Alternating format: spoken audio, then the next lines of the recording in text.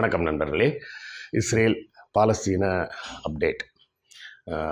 வார் ஃப்ரண்ட்டில் பெரிய அப்டேட் ஒன்றும் இல்லை இன்றைக்கி. ஆனால் வேறு சில செய்திகள் இருக்குது. அதை சார்ந்த சில காணொளிகளும் இருக்குது. அந்த காணொளிகளை இன்றைக்கி நம்ம பார்ப்போம். பார்த்துட்டு அந்த காணொளியின் மூலமாக நம்ம என்ன தெரிஞ்சுக்கிட்டோம் அப்படின்றத பேசுவோம். முதல்ல இந்த காணொளியை பாருங்கள். இது ஒரு இஸ்ரேலிய இராணுவ வீரர் பேசிய காணொளி. I'm Israeli, born and raised, and from a very young age I knew I'm going to be joining the military. I was never in a Palestinian house till I barged into one in the middle of the night. One of the things that I did routinely was a mission where you are ordered to take over a Palestinian family's home and use that house as a military point. No warrant, you don't call in advance, it's a military occupation. We get to a house in Nablus called the House of the Doctor. We start breaking down the door. This old man is standing in front of us. We handcuff him, we blindfold him, and we throw him, his wife, and his daughter into the room. But something inside me was already breaking up. I took his blindfold off and his handcuffs, and this old man in Nablus woke me up to his reality as a Palestinian. He explained to me what his life looks like when every other day someone is barging into his house, when it's difficult for him to move around his own city sometimes or move from city to city. I realized that most of my service, Palestinians were sort of like wallpaper. They were what was happening in my surroundings. And this doctor in Nablus sort of managed to sort of unmask that. And from a very human perspective, he helped me break my silence. பார்த்துட்டிங்களா? அவர் என்ன சொல்கிறாருன்னு பாருங்களேன். எனக்கு ஏன்டா இந்த இராணுவத்தில் சேர்ந்தோன்னு வருத்தப்படுறேன் அப்படின்றார். ஏன் வருத்தப்படுறாரு? அவர் சொன்னதே என்ன சொல்கிறாங்கன்னா, என்னை ஒரு இராணுவ வீரனாக நீ போய் அவங்க கூட சண்டை போடு, இந்த போராளி கூட சண்டை போடு அப்படின்னு சொன்னாங்கன்னா, எதிரி கூட சண்டை போடுன்னு சொன்னாங்கன்னா சண்டை போடலாம். அதுக்கு தான் நான் ட்ரெயின் ஆகியிருக்கேன். ஆனால் அவர்கள் எனக்கு கொடுக்கக்கூடிய உத்தரவுகள் என்ன அப்படின்னு பார்த்தீங்கன்னா, நேராக போயிட்டு அங்கே ஏதாவது ஒரு பாலஸ்தீனர்கள் தங்கியிருக்க வீட்டை பிடிச்சி அங்கே இருக்கிற எல்லாரையும் வீட்டை விட்டு துரத்தி விட்டுட்டு அந்த இடத்த மிலிட்ரி ஆஃபீஸாக மாற்றி வச்சுக்கோ அப்படின்னு சொல்கிறாங்க. இது எப்படி ஒரு போர் முறையாக இருக்கும்? என்னால் முடியவே இல்லை, என் மனசாட்சிக்கே ரொம்ப கஷ்டமாக இருக்குது அப்படின்னு அவர் வருத்தப்பட்டு சொல்கிறார். நான் ஒரு வீட்டுக்குள்ளே போனேன், அந்த மனிதர் என்னை பார்த்தோன்னே நடுங்க ஆரம்பிச்சிட்டாரு. அவர் வீட்டை விட்டு வெளில போ அப்படின்னு சொன்னால் எங்கே போவார் அவர்? அது நல்லா யோசிச்சு பாருங்களேன். இப்போ நீங்கள் உங்கள் வீட்டில் இருக்கீங்க, திடீர்னு ஒரு 4 சோல்ஜர்ஸ் வராங்க, ஃபுல்லாக AK-47 எல்லாம் எடுத்துகிட்டு வராங்க. எல்லாம் வெளில போங்கடா வீட்டை விட்டு. எப்படி வேணா ஒரு 4 ட்ரெஸ் எடுத்துகிட்டு வெளியே போ. சரி, எங்கே போகிறது? எங்கேயாவது போ. அப்போ எங்கள் பொருளில் அதெல்லாம் உனக்கு கிடையாது போ அப்படின்னு துரத்தி விட்டால் எப்படி இருக்குன்னு யோசிச்சு பாருங்கள். அதைத்தான் இந்த இஸ்ரேல் படை செய்து கொண்டு இருக்கிறது. நம்ம திரும்ப திரும்ப சொல்கிறது என்ன சொல்கிறோம்? இஸ்ரேல் படைகள் போர் தொடுக்கலை, அங்கே இருக்க அப்பாவி மக்களை அடித்து துரத்திக்கிட்டே இருக்கிறாங்கன்ற ஒரு வேலையை மட்டும்தான் செஞ்சுக்கிட்டு இருக்கிறாங்க. இதுக்கு அடுத்தால இன்னொரு காணொளி போடுறேன், அந்த காணொளியும் பாருங்கள். You've got the Israeli army, which I like to refer to as one of the best trained, best equipped, best fed terrorist organizations in the world. And yes, they have generals and they have nice uniforms, but their entire purpose is terrorism. And just as one example, I'll give you one example. Almost exactly 4 years ago, as Israel began its attack on Gaza, September the 27th, 2008, at 11:25 in the morning, what I refer to as the most shameful day in the Jewish history, the most shameful day in the history of the Jewish people. Israel began carpet bombing Gaza, and on the first day of what was to be a 21-day attack, they dropped 100 tons of bombs. Okay, a 1-ton bomb will decimate an entire city block. Gaza is one of the most densely populated places in the world. 800,000 children live in Gaza.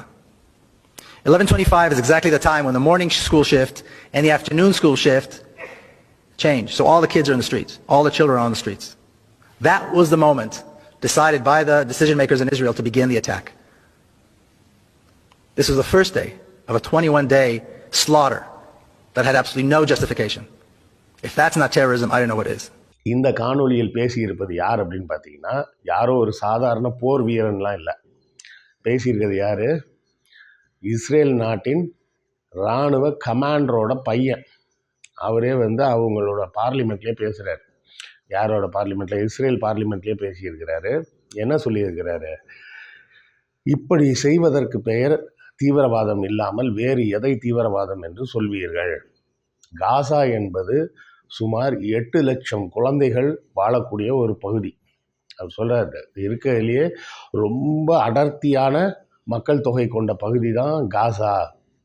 அங்கே குழந்தைகள் மட்டுமே 8 லட்சம் பேர் இருக்காங்க. அந்த 8 லட்சம் பேர் குழந்தைகள் இருக்கக்கூடிய இடத்துல இவர்கள் குண்டு போடுகிறார்கள்.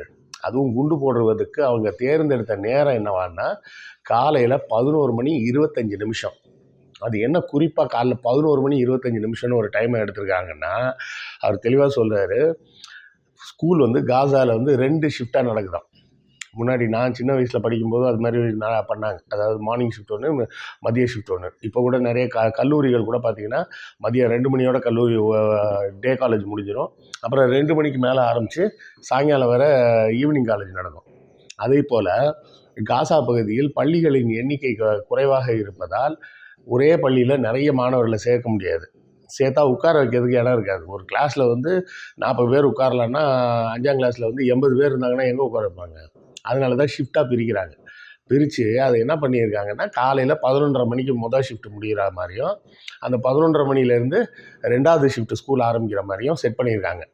அதை சொல்லி தான் இவரே வந்து சொல்கிறாரு. என்ன சொல்கிறாரு? இதை விட வேறு எது தீவிரவாதமாக இருக்க முடியும்? 8 லட்சம் குழந்தைகளும் 11 மணி 25 நிமிஷத்துக்கு ரோடில் இருப்பாங்க. அவங்க ஸ்கூலுக்குள்ளேயே இருக்க மாட்டாங்க, வீட்டுக்குள்ளேயே இருக்க மாட்டாங்க. ஏன்னா மொதல் ஷிஃப்ட் முடிஞ்ச பிள்ளைங்கள்லாம் அப்போ தான் வீட்டுக்கு கிளம்பிகிட்டு இருப்பாங்க. 2வது ஷிஃப்ட்டுக்கு வர வேண்டிய பிள்ளைங்கள்லாம் அப்போ தான் வீட்டிலேருந்து கிளம்பி ஸ்கூலுக்கு வந்துக்கிட்டு இருப்பாங்க. ஸோ பிள்ளைகள் ஸ்கூல்லையும் இருக்க மாட்டாங்க, வீட்லேயும் இருக்க மாட்டாங்க. 8 லட்சம் குழந்தைகளும் சாலைகளில் இருப்பார்கள். சாலைகள்னால் போக்குவரத்தில் இருப்பாங்க. அந்த நேரத்தில் குண்டு போடணும் அப்படின்னு பிளான் பண்ணி, அதுவும் என்ன கார்பெட் பாம்பிங். கார்பெட் பாம்பிங்னா என்ன அர்த்தம்னா, இப்போ வந்து தரை இருக்குன்னா தரையை வந்து மறைக்கிறதுக்கு நம்ம கார்பெட் விரிக்கிறோம் பார்த்தீங்களா? அதை போல் அங்கே ஒன்று இங்கே ஒன்றுலாம் இல்லாமல் அப்படியே வரிசையாக ஃபுல்லாக எல்லா இடத்துலையும் பாம்பு போடுங்க அப்படின்ற மாதிரி பாம்பு போட்டிருக்காங்க. அப்போ அவரே வந்து என்ன சொல்கிறாரு?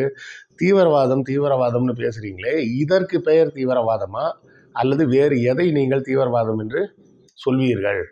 இதுதானே தீவிரவாதம். குழந்தைகள் மீது போய் அதுவும் அது டைமிங் யோசிச்சிருக்காங்க பாருங்களேன். அப்போ அவன் மனசில் எவ்வளோ ஒரு கொடூர சிந்தனை இருக்குது அப்படின்றது தான் இந்த இடத்துல நம்ம பார்க்கணும். அந்த அளவுக்கு ஒரு கொடூரமான சிந்தனை இல்லைன்னா கரெக்டாக 11:25க்கு தான் பாம்பு போடணும்னு பிளான் பண்ணியிருக்காங்கன்னா, அப்போ இவர்கள் வந்து மனிதர்களா இல்லை மனித வடிவில் இருக்கக்கூடிய மிருகங்களா? அதை நம்ம யோசிக்கணுமா இல்லையா?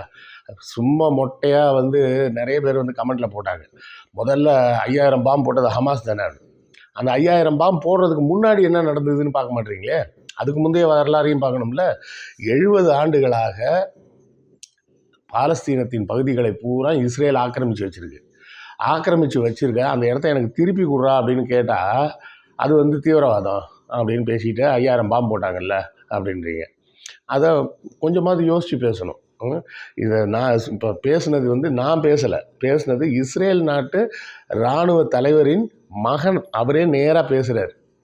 இப்படி செய்யும் ஒரு செயலை, அதாவது குறிப்பாக குழந்தைகளை கொன்றுவிட வேண்டும் அப்படின்னு சொல்லி ஒரு அரசாங்கம் முடிவு பண்ணி போய் பாம்பிங், அதுவும் கார்பெட் பாம்பிங் பண்ணுறீங்க அப்படின்னு சொன்னால், அந்த 8 லட்சம் குழந்தைகளும் சாலையில் இருக்கக்கூடிய நேரமாக பார்த்து, ஏன்னா ஒன்று வீட்டில் இருந்தால் கூட எங்கேயா ஒளிஞ்சிக்கலாம், ஸ்கூலில் இருந்தால் கூட எங்கேயா ஒளிஞ்சிக்கலாம் அப்படி இப்படின்னு சொல்லலாம்.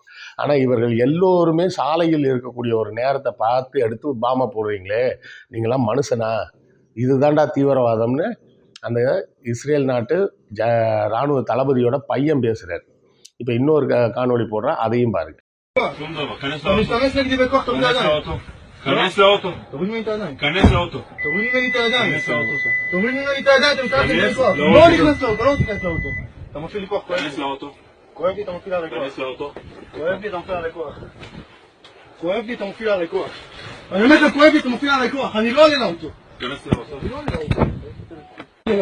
אני לא עולה לאוטו. כנס לאוטו. כנס לאוטו. כואב לי, אני אומר. אני לא אתה כואב לי! כואב לי! אני לא אעלה לאוטו, תשחרר אותי. אתה לא תברח. כואב לי. אתם לא תברחו. כואב לי, תשחרר אותי. מה אתה עושה את הראש לרצפה? כואב לי, תשחרר לי את הראש. תעלה לאוטו. אני לא עולה לאוטו, תשחרר לי את הראש. תעלה לאוטו עכשיו. אתה משתמש נגדי בכוח. אני הולך לגמור אותך, תביא לי את העיניים, אתה משתמש נגדי בכוח. תביא משטרה צבאית. תביא משטרה צבאית.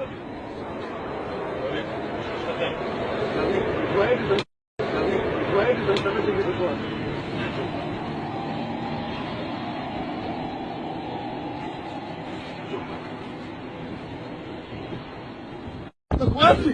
כואב לי, אני אומר לך, כואב לי! תשחרר לי את הלסת, כואב לי, אני אומר לך! אני לא עולה לאוטו, תשחרר אותי! אתה לא תברח. כואב לי! כואב לי, תשחרר אותי! כואב לי! כואב לי, תשחרר לי את הראש! תעלה לאוטו. אני לא עולה לאוטו, תשחרר לי את הראש! תעלה לאוטו עכשיו. אני משתמש נגדי בכוח! תעלה לאוטו. பார்த்துட்டீங்களா? இந்த காணொளியின் மூலமாக என்ன தெரியுதுன்னு பார்த்தீங்கன்னா, வேற ஒன்றும் இல்லை. அந்த காணொளியில் இருப்பது அந்த இஸ்ரேல் படையில் இருக்கக்கூடிய வீரர்கள் இருக்காங்க பாருங்க, அந்த வீரர்களை சண்டைக்கு போகலாம் வாடான்னு பஸ்ஸில் ஏற சொல்கிறாங்க. அவன் வரமாட்டேன்னு கதறான், என்னை விட்டுரு, நாங்கள் போனால் அவன் என்னை கொன்றுவான் அப்படின்னு. இது பொதுமக்கள் இல்லை, சண்டையில் சாகிறதுக்கு ரெடின்னு சொல்லி தான் வந்தவன்.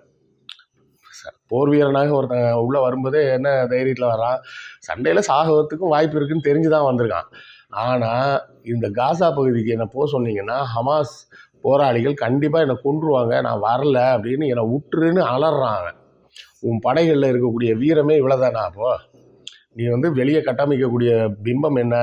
இஸ்ரேலின் படை மிகவும் வலிமையான படை, மிகவும் திறமையான வீரர்கள், நவீன ஆயுதங்கள் எல்லாம் வச்சுருக்கோம், எங்களை யாரும் ஒன்றும் பண்ண முடியாதுன்னு சொல்கிற. உன்கிட்ட வேலை பார்க்குற அந்த போர் வீரனே போர் முனைக்கு வான்னு சொன்னால் வரமாட்டான். ஏன் வரமாட்டான்? அலறான் அவன். ஆக இதுதான் உங்கள் படையோட வீரன்றது நல்லா தெரிஞ்சு போச்சு. நல்லா யோசிச்சு பாருங்கள். நீங்கள் உங்கள் போர் வீரர்களும் சண்டை போட ரெடியாக இல்லை. அந்த ஏற்கனவே வேலைக்கு சேர்ந்தவன் இந்த வேலையெல்லாம் என்னை ஏன்டா செய்ய சொல்கிறீங்கன்னு ஒருத்தன் வருத்தப்படுறான். அந்த நாட்டு இராணுவ தளபதியோட பையன் இதெல்லாம் அநியாயம் இல்லையான்னு அவரே தட்டி கேட்குறாரு. அப்போ இஸ்ரேல் நாட்டை சேர்ந்தவர்களே இது தப்புன்னு எல்லா இடத்துலையும் சொல்கிறாங்கன்றப்போ, இங்கே நம்ம ஆட்கள் தான் தேவையில்லாமல் நாங்கள் இஸ்ரேலுக்கு தான் ஆதரவு கொடுப்போம் அப்படின்னு பேசிகிட்டு இருக்கிறாங்க. மனிதாபிமானமற்ற செயல் எதுவாக இருந்தாலும் மிகவும் அது வன்மையாக கண்டிக்கத்தக்கது. அதை மட்டும் புரிஞ்சுக்கங்க. அடுத்த காணொளியில் சந்திப்போம். நன்றி, வணக்கம். உங்களுக்கு இந்த வீடியோ பிடித்திருக்கும் என்று நம்புகிறோம். இந்த சேனலை சப்ஸ்கிரைப் செய்யுங்கள். எங்கள் வீடியோவை உங்கள் நண்பர்களுக்கு ஷேர் செய்யுங்கள். எழுத்தாளர் கிருஷ்ணவேலின் நூல்களை தமிழ்நூல் மன்றம் வெப்சைட் மூலமும் வாங்கலாம், வாட்ஸ்அப் மூலமும் வாங்கலாம். இரண்டுக்குமான லிங்க் டிஸ்கிரிப்ஷனில் உள்ளது. நன்றி.